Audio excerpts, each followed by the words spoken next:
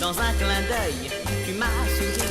Et puis ton baiser m'a étourdi. Dans une autre vie, Ange Daniel Bokobza s'appelait Danny Fischer. Il n'avait pas 20 ans quand il sortit 4,45 tours entre 1961 et 1962. Premier disque avec une adaptation d'une chanson américaine, Je veux plus être un dragueur. Bon, d'accord. Vous aviez quel âge ? 16 ans.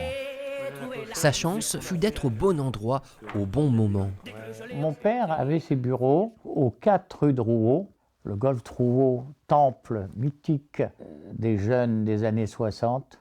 Le numéro était le 2. Nous étions séparés par un petit mur. Il était plus crooner qu'au rocker. On le surnommait le Paul Anka français, d'après une vedette américaine. J'avais cette caractéristique, je ne me roulais pas par terre. Un soir de pluie, j'allais sifflant. Son père, industriel dans le textile, ne l'encouragea pas à poursuivre dans la musique. Il travaille alors pour Disney France. Plus tard, à Périgueux, il eut un grand magasin de meubles sur le cours Saint-Georges.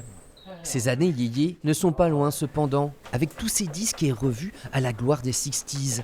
C'est le stock de Jukebox Magazine qu'il a racheté après sa liquidation. Nous avons 25 000 magazines et plus de 8 000 disques. Donc ça accumule. Aujourd'hui, la grande affaire de l'ancien Danny, c'est le Lions Club, l'association humanitaire dont il est devenu le président de la section Périgord vert. Je ne peux pas accepter qu'un enfant parte à l'école avec le ventre vide. Je ne peux pas accepter que l'on n'ait pas les moyens de se vêtir. Je ne peux pas accepter que certaines personnes soient dans le besoin. Prochain rendez-vous du Lions, le 15 avril à Brantôme, pour une journée d'animation au profit des pupilles des pompiers.